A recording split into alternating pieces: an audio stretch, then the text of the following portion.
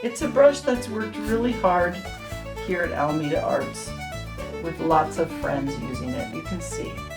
Hi friends, it's Miss Hazel. And Miss Kate. Okay, here to celebrate St. Patrick's Day by making a little shamrock that's kind of, is it mixed media? I don't know, it's some sewing and it's some painting. So, all right, we're going for this. Okay, I'm using watercolor paper because it's a little bit thicker. You probably could use, I think you need thicker paper for this. So, But construction paper could work. construction paper Like would thicker work too. construction Yeah. All right, so the first thing we're gonna do is draw a shamrock, which I learned from my friend Miss Kate. If I make hearts and point them in the direction, watch this, it's kind of fancy. So I'm gonna make a heart. It doesn't have to be perfect, because if probably you've been and you've seen clovers and shamrocks, look at that. So I make 3 hearts, I'm gonna make 3. I'm not making a 4-leaf clover, I'm just making a 3-leaf clover. Then I'm doing a stem. That's my heart to start with. Then I'm going to paint. So I'm going to spray a little water on my watercolors. Wake it up. Wake up! Wake up! Paint. Get my paintbrush. Miss Kate. I'm going to use Miss Kate's water. Okay. Here we go. I think that I want my whole picture covered. So I've got some different greens here. Look at this. Oh, that's pretty, isn't it? Miss Kate does this projects from time to time where she does 100 somethings in 100 days. She likes to do watercolors, 100 watercolors in 100 days. I'm working on it right now. Yeah. What are you painting? What's your subject? Oh, it's been flowers. Nice. So you're painting each day. You paint a flower? Each day I'm painting a different flower, and then I think eventually I'm going to have to repeat them because. All I would say is this is a really sad paintbrush. Oh, pick a different So one. also be nice to your paintbrushes. I watch the kids sometimes and I think, oh my gosh, you poor little paintbrush. This guy clearly was not treated with a lot of love. Hopefully it's been fun, but holy cow, it's not going where it's supposed to go.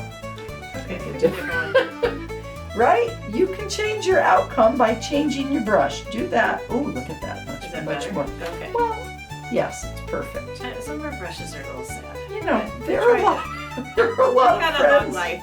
making a lot of things here. Okay, I think I'm going to get a little dark green in there too. Ooh, well, I guess I really am. Okay, so giving it 2 different colors. Okay. I am working in the land of Miss Kate where I don't overthink it. It's good enough. It's perfect. Now I'm going to do the background. I think I like blue.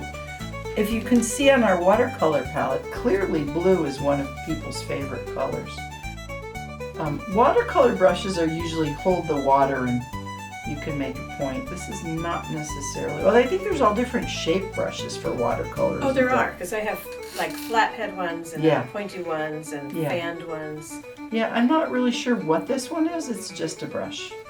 It's a brush that's worked really hard here at Alameda Arts with lots of friends using it. You can see.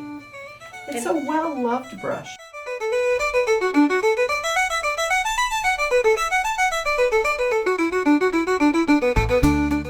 I'm going for sort of shamrock-ish. There you go. You get the idea. This one's a little more exact, but okay. So now I've painted my shamrock. I'm gonna leave it up here. Watch this. Ba-ba. It's gonna dry really fast. Bam! Wow, that was so fast. Yes, yeah, it was really fast. Okay, And this it looks exactly the same as the other one. Okay, what do you do next? Okay, next I'm going to, I protected my work area. Don't forget to protect your work area. Okay, this is kind of an interesting part where you can play around with what works for you. I'm going to I have some embroidery floss. This is the thicker one. That's like, we make friendship bracelets with it, but you know, or you could use any kind of embroidery floss. I had a couple different colors, these guys, but I picked this one because it was darker. And you can go directly into it and sew it, but if you're a little person, it might be kind of hard. I'm going to go from the back. It might be kind of hard to poke it through. I can because I have stronger hands, but just sort of doing like that. But if you wanted to, you could get a sharpened pencil, put a little piece of cardboard underneath it, and then maybe poke some holes where you think it might be nice to sew. Kind of fun. Ooh. Or, what else do I have you can poke with? Oh, our friend Al.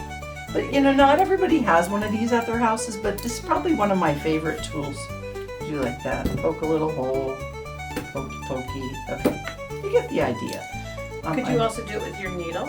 You could do it with your needle, except the needle is not as big, so it's a little harder. But yes, it's kind of pokey on your hands. You could. The needle isn't the easiest, and I don't know how helpful it is because it's really little. Okay. So, but yes, you get the idea. We're just gonna sew on the paper now. I'm gonna cross over, pull it through. Oops. I just did kind of a crisscrossy. Then I think it's helpful maybe if you poke your holes in advance so that, because when you go to this side, you wouldn't know where to go back through. Now I know I should go through this hole. I guess I'm learning as I do this with you. Sew back in, crisscross over here, like that. It's kind of pretty. I'm gonna move this guy. It's pretty, and it's just fun to do, right? Yeah, and I think you could do. We did this with a shamrock, but I think you could make little flowers.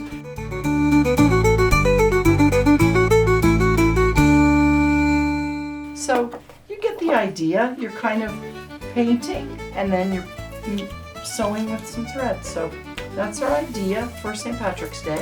Happy St. Patrick's Day to everyone. May your blessings outnumber the shamrocks that grow. Thanks, Kate. You're welcome. All right, be nice in the world. Thanks for visiting us. Bye, friends. Bye.